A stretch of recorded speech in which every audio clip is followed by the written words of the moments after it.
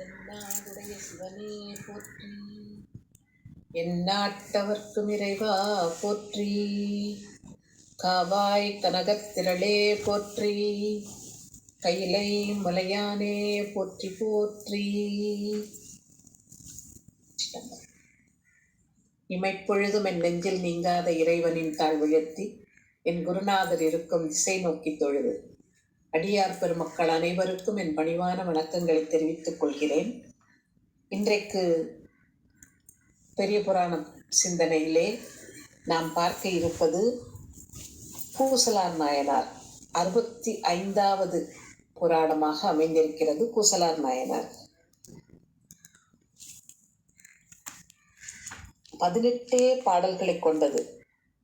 ஆனா அந்த 18 பாடல்களிலேயும் அப்படி ஒரு ஆழ்ந்த கருத்து, நமக்கு நிறைய வாழ்வியல் நெறிகளை காட்டக்கூடிய வண்ணம் அமைந்திருக்கின்றது இந்த புராணம்.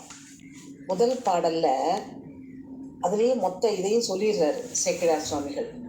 ஆனா அதுக்கும் உரையாசிரியர்கள் மற்ற நம்முடைய அறிஞர் பெருமக்கள் எல்லாம் என்ன சொல்றாங்கிறத பார்ப்போம். முதல்ல பாடலை பார்த்துருவோம்.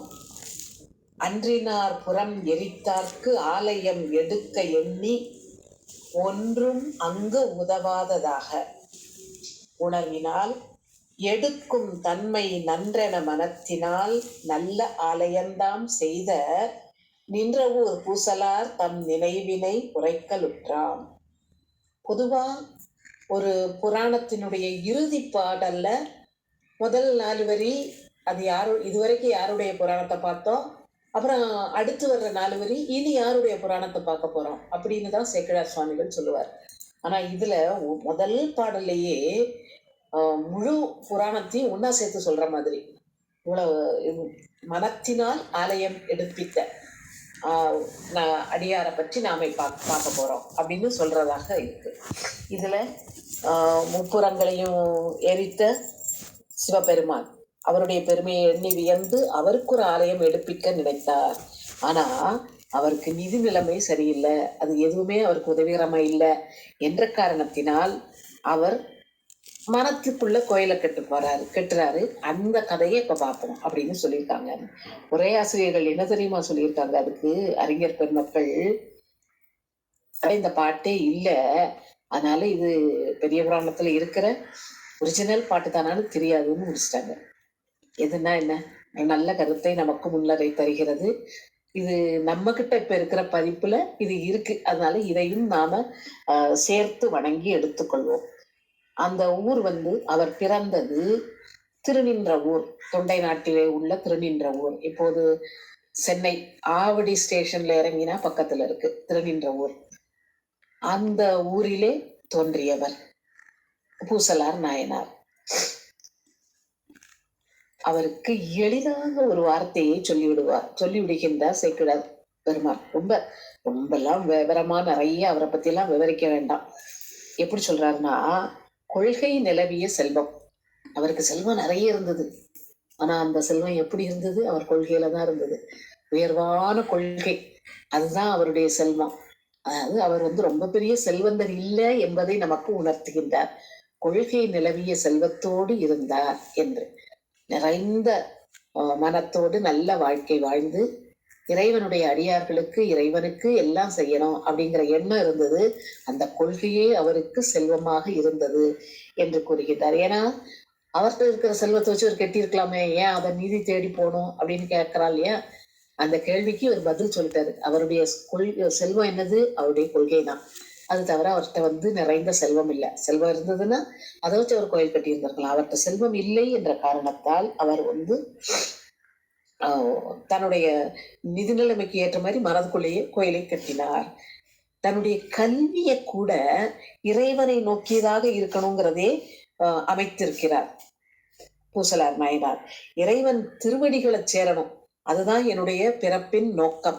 எனவே அதிலே என்னை கொண்டு சேர்க்கக்கூடிய கல்வி, அந்த கலைகள், அதைத்தான் நான் படிப்பேன் என்று அவர் அதிலே தன்னை ஈடுபடுத்தி வேற எங்கேயும் தன்னுடைய அன்பு மாறாமல் இருக்கும் வண்ணம் அருமறை மரபு வாழ அப்பதி சிந்தை தரும் உணர்வான எல்லாம் தம்பிரான் கழல் மேல் சார.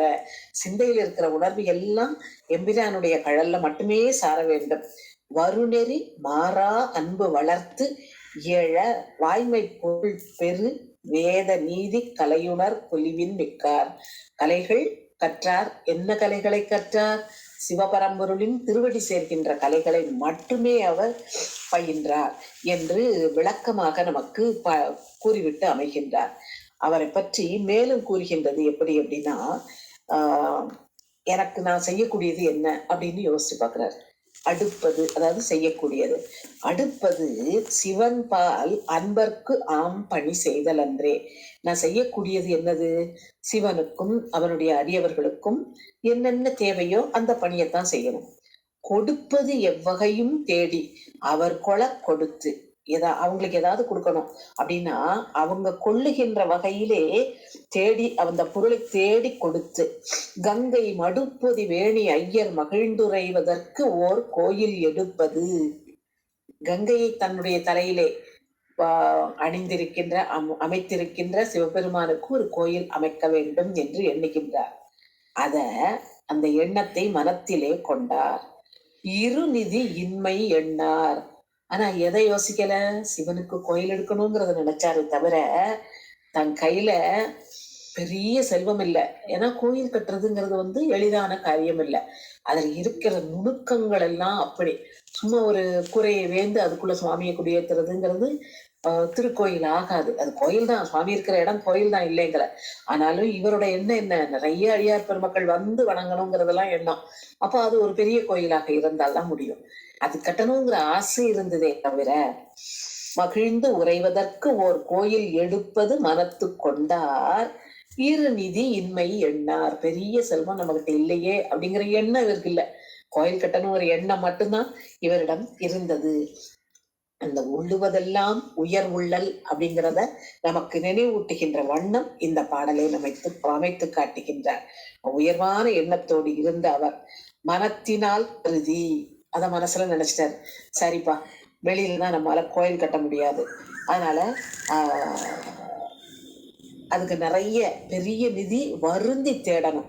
மனத்தினால் கருதி எங்கும் மா நிதி வருந்தி தேடி எனைத்துமோர் பொருட்பெயரின்றி என் செய்கேன் என்று நெய்வார். எங்கெல்லாம் நிறைய துட்டு வேணுமேனு தேடுன்னு ஒவ்வொரு இடமா பொருள் தேடுதாரு. ஆனா கிடைக்கலையே அப்படின்னு மனசு நொந்து போயிட்டாரு. பொதுவா மனசு நொந்த உடனே என்ன ஆகும்? முயற்சியை கைவிடுவோம் இல்லையா? அதான உலக இயற்கை, மனித இயற்கை. ஆனா அவர் அந்த முயற்சியை கைவிடவில்லை. நினைப்பினால் எடுக்க நேர்ந்து நினைச்சிட்டேன், அதனால என் மனசுக்குள்ள கட்டுறேன். வெளியில தானப்பா கட்ட முடியாது, வெளியில கட்டத்தானே பணம் வேணும். என் மனசுக்குள்ள என் நினைப்பினால நான் கெட்டுதேன். நினைப்பினால் எடுக்க நேர்ந்து நிகழ்வுறு நிதியமெல்லாம் திணைத்துணை முதலார் தேடி சிந்தையில் திரட்டி கொண்டார். என்னன்னா திணை அளவு பொருள், அதாவது இப்ப இந்த கோயில் கட்டுறதுக்கு, மனசுக்குள்ள கோயில் கட்டுறதுக்கு இவ்வளவு ரூபா தேவை அப்படின்னா அது அவ்வளவு மனசுக்குள்ளே திரட்டிக்கிட்டாரு. அவ்வளவுதான். வெளியில தான் தானே உண்மையா கையில வேணும். இதுனா மனசுக்குள்ள நான் 1 கோடி வேணும்னா 10 கோடி இருக்க மாதிரி கூட நான் நினைச்சுக்கலாம் இல்லையா? அப்படி சின்ன சின்ன பொருளா. இங்க நிதிங்கிறது செல்வம் மட்டும் சொல்லல, ஒவ்வொன்றும். அதாவது ஒரு கோயில் கட்டணும், உலகியல்லையே பாருங்களேன். ஒரு வீடு கட்டணும் அப்படின்னா எத்தனை எல்லாம் இருக்கு. அதுக்கு ஒரு இடம் வாங்கணும். அந்த இடம் அரசாங்கம் அங்கீகரித்த இடமா இருக்கணும். அதுக்கு கொஞ்சம் ரூபா கொடுத்து அதை வாங்கி அதுக்கு ஒரு வேலையை போட்டு பத்திரப்படுத்தி, அப்புறம் அதுல வானம் தோண்டி அதுக்கு பிளான் போடுறதுக்கு ஒரு ஆளை பார்த்து, இதுதான் அதனுடைய வரைபடம், இதுதான் இது மாதிரிதான் கட்டணும் அப்படின்னு அதை முதல்ல தயார் பண்ணி நமக்கு பிடிச்சிருக்கணும், அதை அங்கீகரிக்கணும்.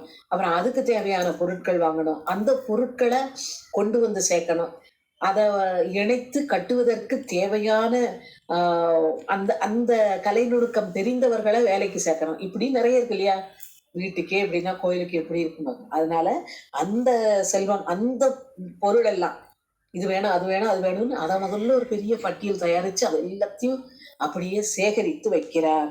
அதோட நிக்காம என்ன செய்கின்றார்னா, யாரெல்லாம் கூப்பிடணுங்கிறத முதற்கொண்டு அவர் பட்டியலிடுறாரு. எப்படி பாருங்களேன், எவ்வளவு ஒரு, அது என்ன சொல்ல, ஆங்கிலத்துல ஒரு வார்த்தை சொல்லுவாங்க இல்லையா, பெர்ஃபெக்ஷனிஸ்ட் அப்படின்னு. எல்லாம் கரெக்டா நடக்கணும் அப்படிங்கிறதுக்கு அந்த சாதனத்தொடு என்னென்ன சாதனம் தேவை அப்படிங்கறத அவர் முதல்ல முடிவெடுக்கார். கட்டுறதுக்கு கல் வேணும். அந்த கல்லை வச்சு அடுக்கி கொண்டு வந்து சேர்க்கறதுக்கு ஆட்கள் வேணும். அப்புறம் அதை கட்டுவதற்கு ஸ்தபதி வேணும். சிலைகள் எல்லாம் அங்க வைக்கணும். திருமேனிகள் எல்லாம் கொண்டு வந்து சேர்க்கணும். அப்புறம் மரங்கள் தேவை இருக்கும். மர வேலை பார்க்க தச்சர் தேவை இருக்கும். அப்புறம் அப்படி எல்லாம் இதுக்கு அது இப்படி ஒரு ஆள் தேவை, அதுக்கு அப்படி ஒரு ஆள் தேவைன்னு சொல்லிட்டு எல்லாம் அத்தனை சாதனங்களும் சாதனத்தொடு தச்சர் தம்மையும், தச்சர்னா கல் தச்சரை மட்டும் சொல்றாரு. ஆனா எல்லாரையும் எல்லா வகையான வேலைகள் செய்யக்கூடிய ஆட்களையும் மனசுக்குள்ள இதுக்கு இவங்களை கூப்பிடணும், இதுக்கு அவங்கள கூப்பிடணும் அப்படின்னு வரிசையா இவர் ஒரு பட்டியல் தயார் பண்ணிட்டாரு.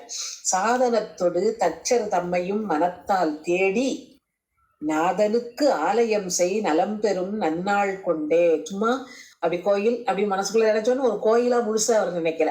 அப்படியே அடிப்படையில இருந்து கட்டவே செய்யறாரு. எப்படி வெளியில செய்திருப்பாரோ அதே மாதிரி மனதுக்குள் செய்தார். அப்பதான் அதனுடைய சிறப்பு அதிகமாகுது இல்லையா?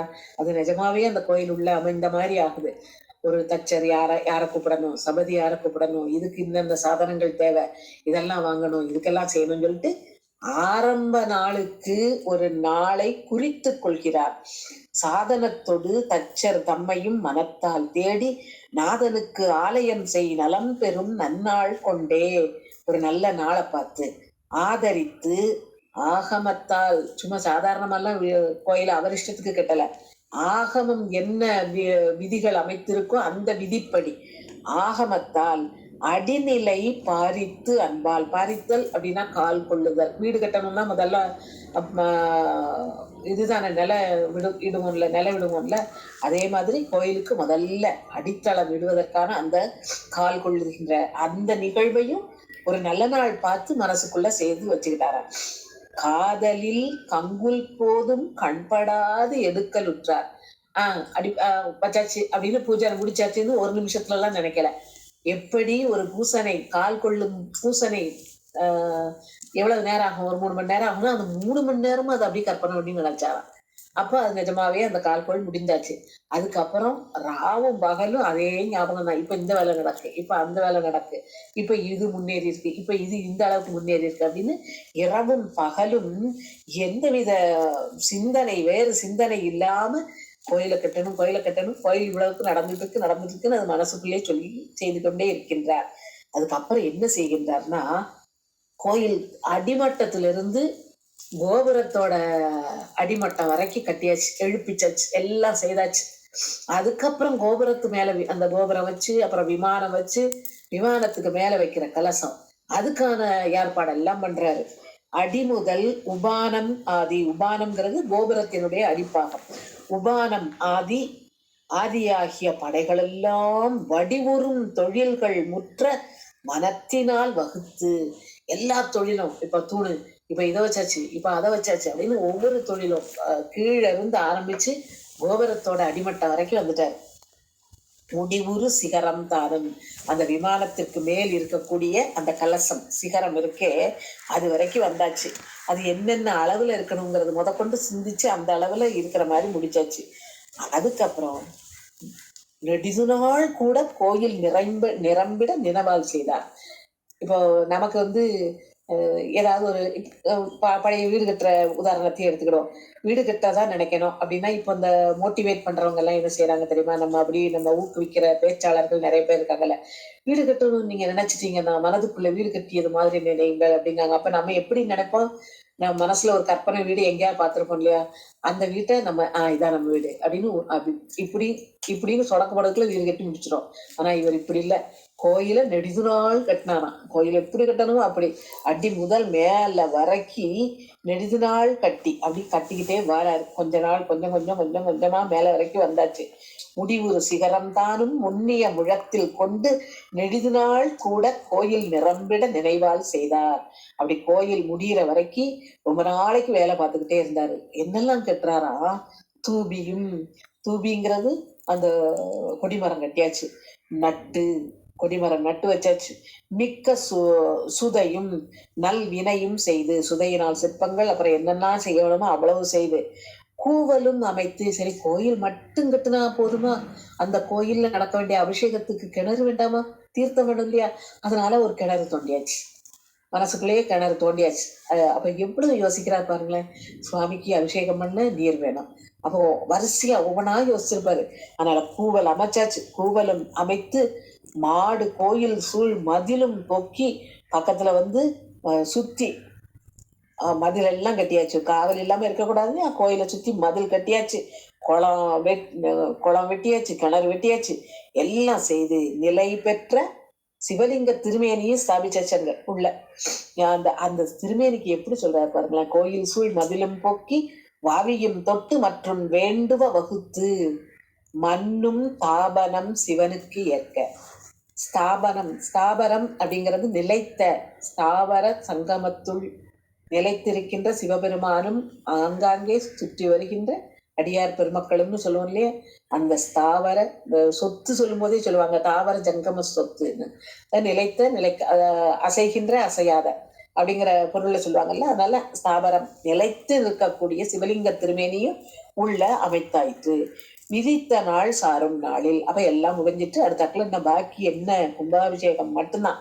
அப்படி விதித்த நாள் சாருகின்ற வேளையிலே என்ன ஆகுதுன்னா, காடவர் கோமான், அதாவது பல்லவ மன்னன் இருக்கானே, பல்லவ மன்னன் ராஜசிம்ம பல்லவன் வந்து காஞ்சிபுரத்துல கல்லால ஒரு கோயில் அமைத்து கொண்டு இருக்கிறார்.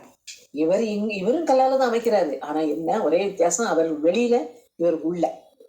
அவர் அங்க வெளியில கோயில் கட்டி எல்லாம் முடிச்சு ஒரு கும்பாபிஷேகத்துக்கு நாள் குறிச்சிட்டு படுக்காரு. நாள் குடிச்சிட்டு படுத்தா சுவாமி கனவுல வந்து சொல்றாரு, நீ நாள் குறிச்சிருக்க, அந்த நாள்ல என்னால வர முடியாது. எப்படி பாருங்களேன். ஏன்னா சாமி பாவம் ஒரு இடத்துல இருந்தா இன்னொரு இடத்துல போக முடியாது இல்ல. இவருடைய சுவாமியோட எண்ணம் இங்க இருக்கிற நின்ற ஊரிலே இருக்கின்ற பூசலாருடைய பெருமை உலகுக்கு தெரியணும், அவ்வளவுதான். அவர் மனதுக்குள்ள கட்டின கோயில் அவருக்கு மட்டும் தான் தெரியும். அவர் வீட்டாள்கள்ட்ட கூட அவர் சொல்லியிருக்க மாட்டாரு.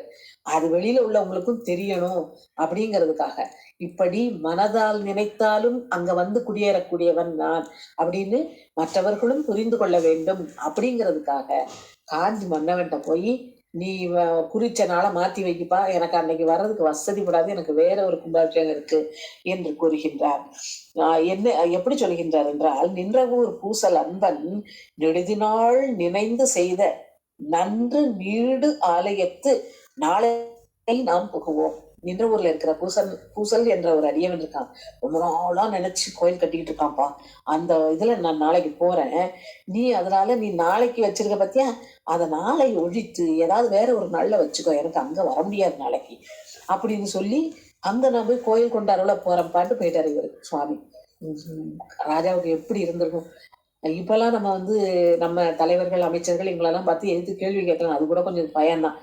ஆனா அந்த காலத்துல அவங்களால என்னவாவது பேசி இருந்திருக்க முடியுமா மன்னனை எதிர்த்து?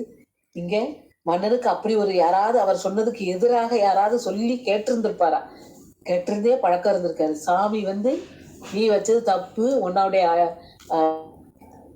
ஊருக்குள்ள இருக்கிற ஒரு உன்னுடைய குடிமக்கள்ல ஒருத்தன் அவன் கட்டின கோயிலுக்கு நான் போறேன்ட்டு போகும்போது இவருக்கு என்னை விட அந்த என்னுடைய குடிமக்களில் ஒருத்தனாலதான் அவ்வளவு பெரிய உயர்ந்த இது கட்டியிருக்கான், சுவாமியே என்னுடைய கோயிலை விட்டுட்டு அதை போய் பார்க்கணும்னு அங்கதான் போவேன்னு சொல்லி சொல்றாரு அப்படின்னு கிளம்பிட்டாரு. ஊருக்கு திருநின்ற ஊரை பார்க்கவே போயாச்சாரு. அப்படி திருநின்ற ஊர்ல போய் விசாரிக்கிறாரு. அந்த திருநின்ற ஊர்ல அங்க போய் விசாரிச்சா ஊர் அது பாட்டு அமைதியா இருக்கு. ஒண்ணுமே இல்லை. கும்பாபிஷேகம் நடக்குன்னா அந்த ஊரை எப்படி இருக்குன்னு நினைச்சு பாருங்களேன். ஜேன்னு இருக்கும். இப்பெல்லாம் எப்படி இருக்கும், எல்லா இடத்துலயும் பேனர் வச்சிருப்பாங்க, கொடி கட்டியிருப்பாங்க, பாட்டு போடுவாங்க, நிகழ்ச்சிகள் நடந்துகிட்டு இருக்கும். ஒரே கூட்டம் இங்க போகும் அங்க வரவும், நிகழ்ச்சி நடக்கும், அங்க கோயில்ல இருந்து மந்திரங்கள் ஓதுற சத்தம் கேட்கும். அப்படியே அது ஒரு சொற்ற பூமியா இருக்கும் தெரியுமா. இதுல சொன்ன இவர் சொன்ன மாதிரிதான், இன்னிசை வினையர் யாழினர் ஒரு பால், இருக்கொடு தொத்திரம் இயம்பினர் ஒரு பால், துண்ணிய பிணைமலர் கையினர் ஒரு பால் அப்படின்னு சொல்லிட்டு தொழுகையர் அழுகையர் துவழ்கையர் ஒரு பால்னு என்னெல்லாமோ இருக்கும். நமக்கு அந்த இடத்தொட்டே மனசு வராத மாதிரி அப்படி ஒரு இடத்துல நம்மள அங்க ஆக்கிரமிச்சு வச்சிரும் கும்பாபிஷேகம் நடக்கிற இடம்னு. இவர் ஊருக்குள்ள போறாரு, ஊர் அமைதியா இருக்கு. அப்போ இவர் அங்கிருக்கின்ற மக்களிடம் கேட்கின்றார். பூசலார்னு ஒருத்தர் இருக்காராம், அவர் கோயில் கட்டியிருக்காராம், அதுல நாளைக்கு கும்பாபிஷேகமா, எங்களுக்கு அந்த கோயிலை காட்டணும், அது எங்க இருக்குன்னா ஊர்ல இருக்கின்ற மறையவர்கள் அதிர்ந்து போறாங்க. பூசல்லாருங்கிறவர் எங்க ஊருக்காரர் தான், இங்கதான் இருக்காரு. ஆனா அவர் கோயில் எல்லாம் கட்டுற மாதிரி இல்லையே, அவர் கோயில் கட்டுற அளவுக்கு அவருக்கு வசதி இல்லையே, எங்க ஊர்லதான் இருக்காரு, ஆனா அவர் கோயில் கட்டின மாதிரி தெரியலப்பா. அதுவும் நீங்க கேக்குற மாதிரி அது கும்பாபிஷேகம்ங்கிறதுனால எங்களுக்கு தெரியாது அப்படின்னு அவங்க பயந்து போய் பதில் சொல்றாங்க. அப்பதி அணைந்து திருநின்றவூருக்கு வந்து அரசர் பூசல் அன்பர் இங்கு அமைத்த கோயில் எப்புடையது, அவர் அமைச்சிருக்க கோயில் எங்கப்பா இருக்கு அப்படின்னு பணிவா கேட்காரு.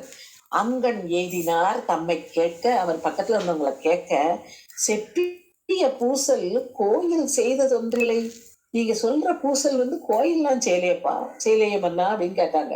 மெய்ப்பெரு மறையோர் எல்லாம் வருகை என்று உரைத்தார். முதல்ல எல்லாரையும் கூப்பிட்டு இந்த கேள்வியை கேட்டு அவங்க இப்படி சொன்ன உடனே அவர் இங்கதான் இருக்காரு அப்படின்னு அவரை நாங்க வேணா கூப்பிடுவோம் அப்படின்னு. வேண்டாம் வேண்டாம், இறைவனே அவருக்காக பேசியிருக்காருன்னா அவர் ரொம்ப பெரியவர், அவரை நானே தான் போய் பார்க்கணும். அதனால நீங்க நீங்க அவரை கூப்பிடாதீங்க, நானே சென்று அவரை பார்த்து வருகிறேன் அப்படின்னு இவர் அங்க போய் பார்க்க போறாரு. அப்பூசுரர் எல்லாம் வந்து புறவலன் தன்னை காண, மன்னனம் வந்து அவர்கள் எல்லாம் பார்த்து, மாசிலா பூசலார் தாம் ஆரென மறையோரெல்லாம் ஆசில் வேதியன், அவன் குற்றமே இல்லாத ஒரு வேதியர் தான் இவ்வூரான் என்று அவரை அழைக்க ஒட்டா கூப்பிடுறாத அப்படின்னு சொல்லிட்டு, நான் அவரை போய் நான் பாக்குறேன் அப்படின்னு இவர் கிளம்புகின்றார்.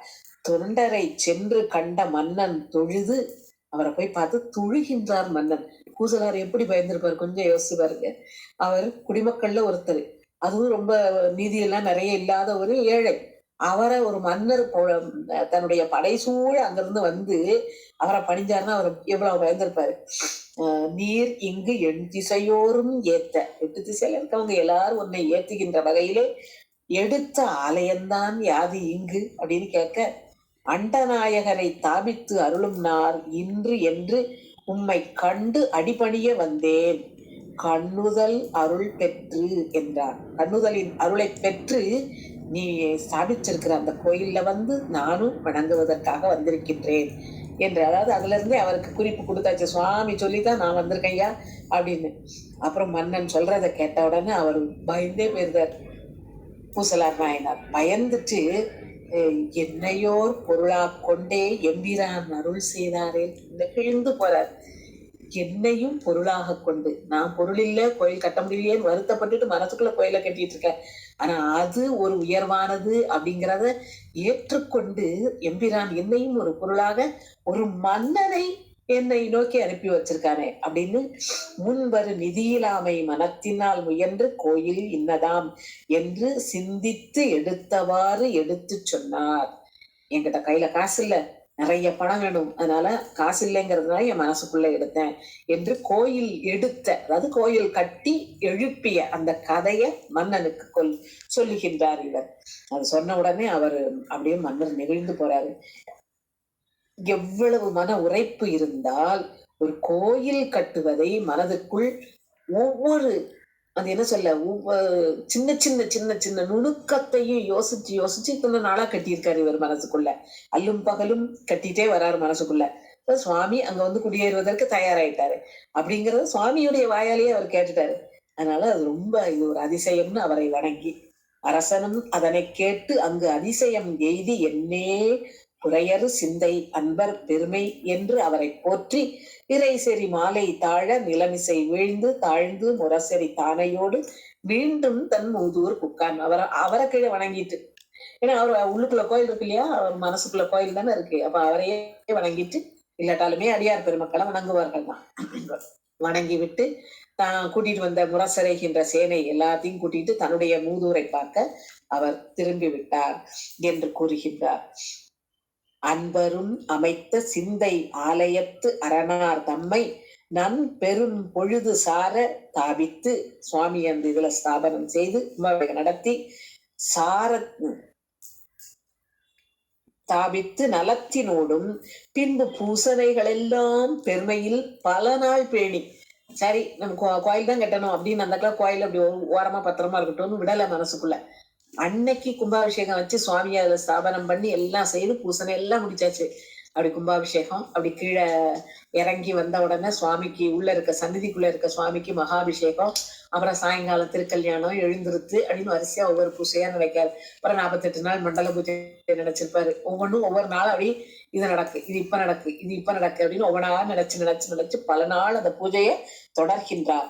பெருமையில் பல நாள் பேணி பொன் பூனை மன்றுளாடும் பொற்கழல் நீழல் புக்கார் அப்படி பூசை செய்து கொண்டே இருந்து அதுக்கப்புறம் சுவாமியினுடைய திருவடியை சென்று சேர்ந்தார் என்று பூசலார் நாயனாரின் புராணத்தை நமக்கு அமைத்து தருகின்றார். 18வது பாடலிலே என்ன கூறுகின்றார் என்றால் சேக்கிழார் சுவாமிகள், நீண்ட செஞ்சடையினார்க்கு நினைப்பினால் கோயிலாக்கி பூண்ட அன்பு இடையறாத பூசலார் பொற்றாள் போற்றி ஆண்ட கை வளவர் கோமான் உலகுய்ய அளித்த செல்வ பாண்டிமாதேவியார் தம் பாதங்கள் பரவலுற்றேன் என்று அடுத்து மங்கையர்க்கரசியாரை பற்றி நாம் பார்க்க இருக்கின்றோம் என்று கூறுகின்றார். நாம ஏற்கனவே போன வாரமே மங்கையர்க்கரசியாரை பற்றி பார்த்து விட்டோம். எனவே அதுக்கும் அடுத்த புராணத்தை பார்க்கலாம். அதுக்கு முன்னால பூசலார் நாயனார் தன் மனத்துக்குள் ஆலயம் எடுப்பித்த நேரத்திலே அவர் வாழ்ந்து வந்த திருநின்ற ஊரிலே இன்றைக்கு வெளியே ஒரு திருக்கோயில் அமைந்துள்ளது. அங்கே சுவாமிக்கு ஹிருதயாலீஸ்வரர், ஹிருதயம் இதயத்திற்குள்ளே எழுந்த கோயிலில் இருந்த இறைவன் என்பதற்காக ஹிருதயாலீஸ்வரர் என்ற பெயரோடு சுவாமி எழுந்தருள் இருக்கின்றார். இன்னைக்கும் உள்ள மக்களின் நம்பிக்கை, இதய நோய் உள்ளவர்கள் அந்த கோயில சென்று தரிசித்து வந்தால் அந்த நோயின் தாக்கம் தீவிரம் குறையும் என்று. அந்த சென்னைக்குள்ளதான் அந்த கோயில் இருக்கு. சென்று வணங்குவதற்கு வாய்ப்பு கிடைக்கும் பொழுது மனசுக்குள்ளேயே படிப்படியா எழுந்த கோயில், அப்புறம் வெளியிலையும் ஒரு கோயிலாக இங்கே இன்று வரை நமக்கு சாட்சியாக நின்று இருக்கிறது என்பதை நம்மால் உணர முடிகின்றது. இந்த சின்ன புராணம் 18 பாடல்கள். அப்போ முதல்ல அவரோடது இல்லைன்ட்டாங்க, அப்ப அதை தள்ளிடலாம். கடைசி அவரை பற்றியும் மங்கையர்க்கரசியாரை பற்றியும் இருந்தால் அதையும் தட்டி விட்டுடலாம். அப்போ 16 பாடல்கள்ல என்னெல்லாம் நமக்கு வாழ்வியல் நெறி காட்டி இருக்கின்றார் சேக்கிழார் சுவாமி என்று பார்த்தால், எண்ணம் தான் எதற்கும் முதலானது. இவ்வளவு பெருமைய இத்தனை நூற்றாண்டு கழித்தும் நாம் நினைத்து பார்க்கிறோம் அப்படின்னா அதுக்கு என்ன காரணம்? அவருடைய எண்ணம். எண்ணம் நல்லதாக இருந்தால் நம்முடைய சொற்களும் நல்லதாக அமையும். எண்ணமும் சொல்லும் நல்லதாக அமைந்து விட்டால் நம் செயலும் நல்லதாக அமையும். எண்ணத்தை அப்படி கேடுகட்டதா வச்சிருந்தா நம்மள அறியாம அதுதான் வெளியில வரும். அகத்தின் அழகு முகத்தில் தெரியுங்கிற மாதிரி நம்ம எண்ணம் நல்லா இல்லைன்னா முகமும் நல்லா இல்லாம போயிடும் இல்லையா? அதுலயும் அந்த கடுமை பஞ்சம் இதெல்லாம் தான் முகத்திலையும் தெரியும். ஆக முகத்தையும் பொலிவாக்குவதற்கு நம் எண்ணம் சிறந்ததாக இருக்கணும். அந்த சிறந்த எண்ணம் இருக்கும்போது நமக்கும் நல்லது, நம்மை சுற்றி இருப்பவர்களுக்கும் நல்லது. ஆகவே எண்ணத்தை சீரமைக்கிற வழியைத்தான் நாம முதல்ல பார்க்கணும். இது ஒரு இது. அடுத்தது, இப்ப நமக்கு நிறைய யூடியூப் எல்லாம் திறந்தா மோட்டிவேஷனல் ஸ்பீச், இன்ஸ்பிரேஷனல் ஸ்பீச், அதாவது நம்மளை ஊக்குவிக்கிறதுக்கோ நமக்கு இதுக்கு உங்களை இப்படிலாம் நீங்க செய்யுங்க, இதெல்லாம் உங்களை நல்வழிப்படுத்தும் அப்படிலாம் சொல்லி நம்மை மேலும் மேலும் உயர்த்துவதற்கும் நிறைய ஆட்கள் வந்திருக்காங்க. அது எதுக்காக? இப்படிலாம் யோசிங்க, இப்படி மனசுல ஒரு கற்பனையை வளர்த்துக்கிட்டீங்கன்னா அந்த மனசே உங்களை வழி நடத்திடும் அப்படிலாம் சொல்லுவாங்க. இதைத்தான் அவர் அன்னைக்கே வாழ்ந்தே காட்டிட்டார். மனசுல தன்னால நடக்கும், சுவாமி அதை ஏத்துக்கிடுவாரு அப்படிங்கிறத. மனசால நான் வணங்குறேன், எனக்கு வெளியில போய் எதுவும் திருக்கோயில போய் பூஜை பண்ண முடியலையே, மனசுக்குள்ள நான் அகப்பூசை பண்ணலாமா அப்படின்னு கேட்டா பண்ணுங்க. அந்த மனசுல செய்துட்டே இருக்கும்போது நம்மை அறியாமல் ஒரு உந்து சக்தி வரும். இவ்வளவு நாள் இதை செய்தமே, இதை நேரில் செய்து பார்த்தா எப்படி இருக்கும் அப்படின்னு அடுத்த அடியாக என்ன எடுத்து வைப்போம், வெளியில பூஜை செய்ய ஆரம்பிப்போம். சரி, பூசை மட்டும்தானே செய்யறோம், திருக்கோயிலுக்கு போய் வழிபட்டுட்டு வருவோமே அப்படின்னு நினைச்சானா திருக்கோயிலுக்கு போவோம். அடுக்கத்துல திருக்கோயிலுக்கு போய்கிட்டே இருக்கிற பழக்கத்தை கொண்டு போய்கிட்டே இருக்கும்போது அங்க இருக்கிற அடியார்களோட பழக்கம் வரும். வேற என்ன வேணும்? அடியார்கள் நம்மள நல்வழிப்படுத்தி விடுவார்கள். அப்ப அடியார்களோட இருக்கும்போது அவங்க திருமுறை பாடுறது, திருப்புகழ் பாடுறது அதெல்லாம் கேட்கும்போது நம்மளும் இது என்னன்னு படிப்போமே அப்படின்னு எளிதான பாடல்கள் ஆரம்பிச்சு அப்படியே கொஞ்சம் கொஞ்சமா பாடி இது பண்ணி பாடல்கள் பாடுகின்ற அளவுக்கு வருவோம். பாடல்களை மட்டுமே பாடிக்கிட்டு இருந்தோம்னா இதனுடைய பொருள் என்னவா இருக்கும்? நல்லா இருக்க வார்த்தைகள்லாம் நல்லா இருக்க, இது உள்ள என்ன இருக்குன்னு பார்ப்போமா அப்படிங்கிற எண்ணம் நமக்கு வரும். அப்ப அதை பத்தி சிந்திக்க ஆரம்பிப்போம். சிந்திக்கும் போது அது சொல்லும், இந்த உலகம் உனக்கு உண்மை மாதிரி தெரிஞ்சாலும் இது உண்மையா உனக்கு உதவியா இல்லை, நீ வாழறதுக்கு இது உதவி இல்லைன்னு சொல்லல. ஆனா உன்னுடைய வாழ்க்கையின் நோக்கம் என்னது? இறைவனை போய் சார்வது. இவரே என்னத்த கற்றாரு? பூசலார் நாயனாரே கற்ற கலைகள் எல்லாம் எது? இறைவன் அடி சாருகின்ற கலைகள் மட்டுமே கற்றார் இல்லையா? அப்ப அவரு உணர்ந்திருந்தார். இறைவன் அடி சேர்வதுதான் நம்முடைய உண்மையான வாழ்வின் நோக்கமாக இருக்க வேண்டும். அதுக்காக நமக்கு வாய்த்தது நந்தமக்கு இது ஒரு பிறவி. அதனாலதான் அதை மதித்திடும்னு சொன்னாங்க. சும்மா உலகியல் இன்பங்கள்ல உழன்று திரிவதற்கு இந்த வாழ்க்கை இல்லை அப்படிங்கறத அதை உணர ஆரம்பிப்போம். பொருளை புரியும் போது அதை உணர்ந்து அதை விட்டு விலகி வருவோம். இறைவன் மேல பற்றுக்கொள்வோம். இதுக்கெல்லாம் அடிப்படை என்னது? எண்ணம் நல்லதாக அமைந்ததால். அதனால எண்ணம் நல்லதாக அமைந்தால் எல்லாமே நல்லதாக அமையும். அடுத்து செய்வன திருந்த செய் அப்படிங்கிறதையும் நமக்கு இது உணர்த்துகின்றது. ஒரு கோயில் கட்டணும் அப்படின்னு இப்ப நம்ம சினிமால எல்லாம் பார்ப்போம்ல, அவன் வேலை பார்க்க ஆரம்பிச்சான், அடுத்தக்குள்ள கோடீஸ்வரனா ஆயிட்டான் அப்படின்னு ஒரே பாட்டுல எல்லாம் முடிகிற மாதிரி வாழ்க்கையில நடக்காது. எல்லாமே திருத்தமாக அடிமேல் அடி வைத்துத்தான் நாம முன்னேற முடியும். அப்படி செய்தால் என்ன செய்தாலும் இவர் நினைப்புலதான் செய்தாரு. தச்சர் வந்துட்டாரு, அவர் வந்துட்டாரு, அவர் செய்த கொடு அவர் செய்த கொடுலாம் சொல்லல. இவரை அழைக்கணும், அப்ப இவரை கூப்பிடணும், அவரை கூப்பிட்டாச்சு. சரி, அவர் வந்துட்டாரு, அப்ப அவருக்கு இவ்வளவு கொடுக்கணும், அவரை இதெல்லாம் செய்ய சொல்லணும், இன்னென்னதெல்லாம் இப்படி இப்படி இருக்கணும். கோயில் கட்டியா சொல்லதான் முடிஞ்சது அப்படின்னு விடல. அதுக்கு என்னென்ன பூசனை அதுக்கு யோசிச்சாரு.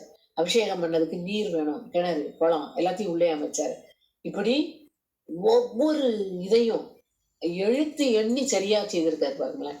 அதை செய்வான திருந்தச்சேங்கிறது இன்னொன்னு. அந்த மைக்ரோ பிளானிங்னு ஒண்ணு சொல்லுவாங்க. சின்னதை கூட நம்ம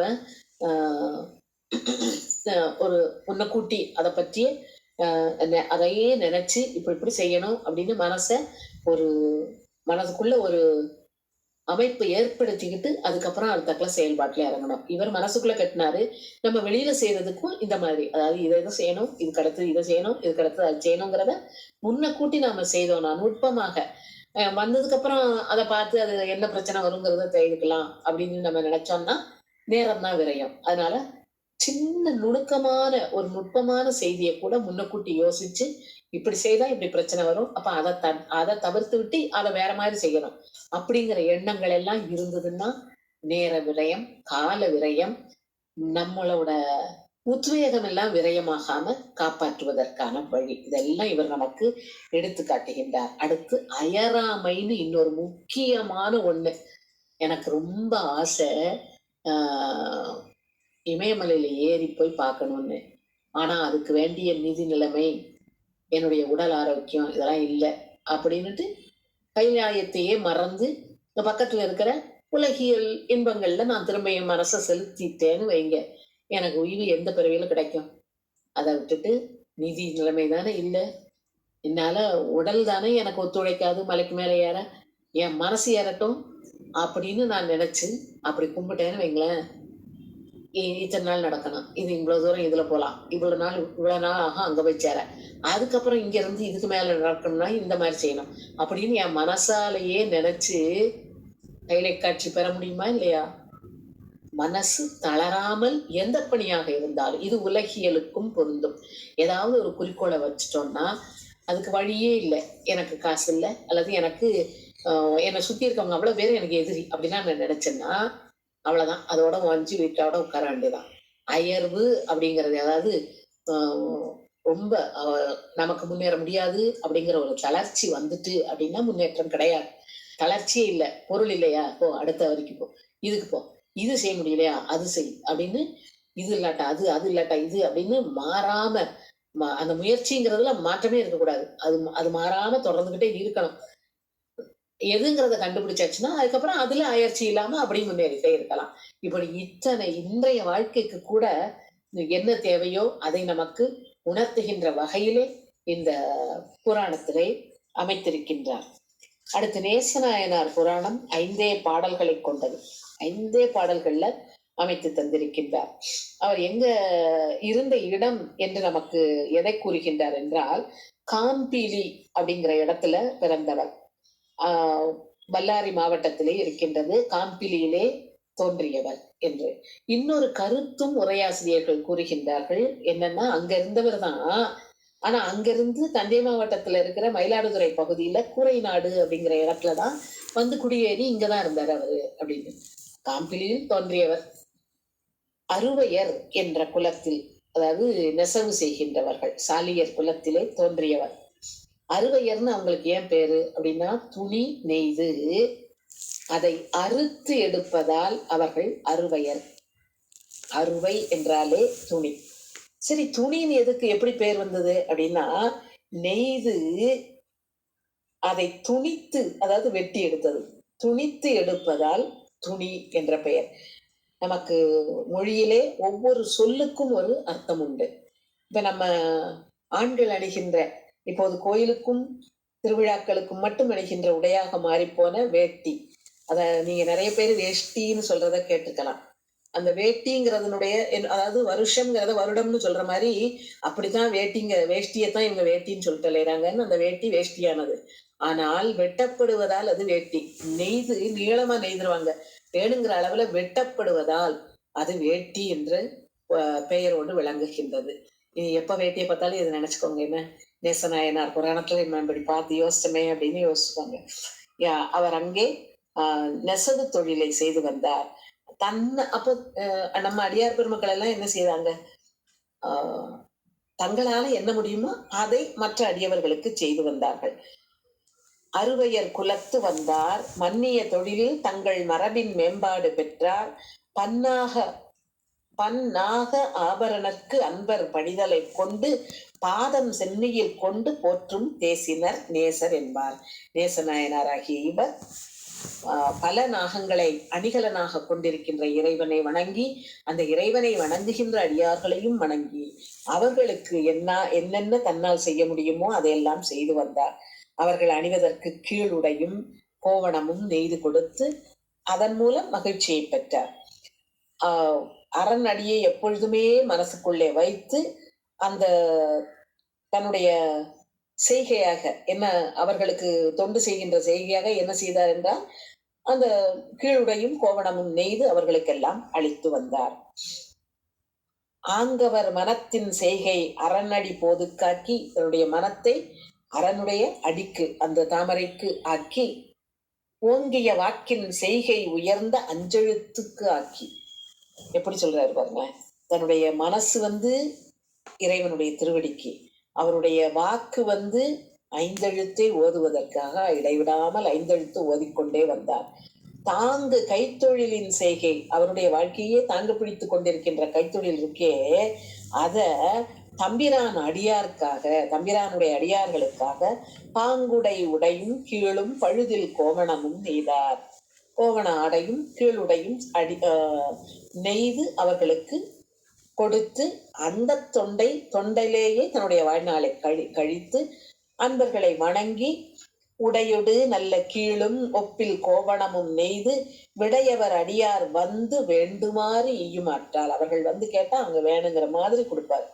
இடையராது அளித்து நாளும் அவர்கழல் இறஞ்சி ஏத்தி அடைவுறு நலத்தராகி அரணடி நிழல் சேர்ந்தார் என்று அவர் அரணடி நிழல் சேர்ந்த செய்தியோடு நிறைவு செய்கின்றார். அடுத்த பாடலிலே இதுவரை நேசநாயனாரை பற்றி பார்த்தோம். இனி அடுத்த புராணத்திலே கோச்சங்கட் சோழ நாயனாரின் புராணத்தை பார்க்கலாம் என்று கூறி சேக்கிழார் சுவாமிகள் இதை நிறைவு செய்கின்றார். இவருடைய வாழ்க்கை நமக்கு கூறுகின்ற வாழ்வியல் நெறி என்ன என்று யோசிக்கும் பொழுது அதுவும் இதேதான்.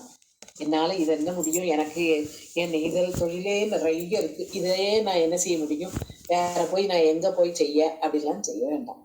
மனசு சுவாமியை நினைச்சுக்கிட்டே இருக்கலாம், வாய் 5 எழுத்த ஓதிக்கிட்டே இருக்கலாம், அந்த நேரத்துல தொழிலை செய்துக்கிட்டே இருக்கலாம். மனது இறைவனை நினைச்சாலே அதுவே ஒரு இதுதான். அதுக்கு அடுத்தது 5 ஓதிக்கொண்டே இருந்தா அதுவும் ஒரு குடுப்பனை தான் இல்லையா? அப்புறம் செய்கின்ற தொழிலை அதிலேயே அடியார்களுக்குரியதையும் சேர்த்து செய்தாரு. அது தவிர இது ஒரு பக்கம் வச்சுக்கிட்டு அதை ஒரு பக்கம் போகல, இதோட சேர்த்து அதையும் செய்தார். அதனால என்ன செய்கின்றோமோ அதிலேயே நாம் தேட வேண்டிய இறைவனின் திருவடியை தேடுவதற்கு வாய்ப்பு இருக்கிறது என்பது நேசநாயனாரின் புராணத்தின் மூலம் நாம் அறிந்து கொள்ள முடிகின்றது என்ற அளவிலே மதுரை சிவப்பிரகாசர் ஞானப்பிரகாசர் ஆராய்ச்சி மையத்தின் சார்பிலே நடைபெறுகின்ற இந்த பெரிய புராண சிந்தனை இன்றைக்கு இதோடு நிறைவு செய்கின்றேன். வாய்ப்பளித்தமைக்கு நன்றி பாராட்டி விடைபெறுகின்றேன். நன்றி, வணக்கம். ஆதி வாழிய அஞ்செழுத்தோடு வெண்பூதி வாழிய புண்ணியர் வாழிய நீதி வாழிய நீழ்புவி வாழிய கோதில் செய்வ குலமிக வாழிய. திருச்சிற்றம்பலம்.